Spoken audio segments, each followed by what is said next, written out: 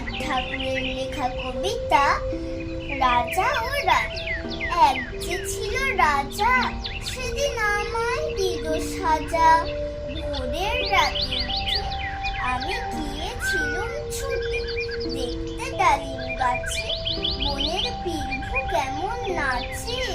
ডালে ছিলেন চড়ে, সেটা ভেঙে গেল পড়ে। সেদিন হলো মানা, আমার পেয়ারা পেরে আনা।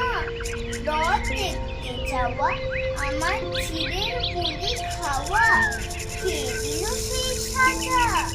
জানো কে ছিল সেই রাজা? এক যে ছিল রানী, আমি তার কথা সব মানি।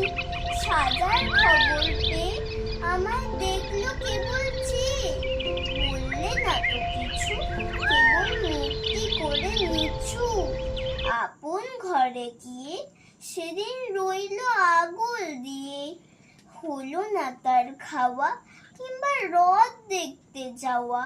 নিল আমায় কোলে সাজার সময় সারা হলে, গলা ভাঙা ভাঙা, তার চোখ দুখানি রাঙা।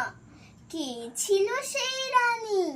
আমি জানি জানি জানি।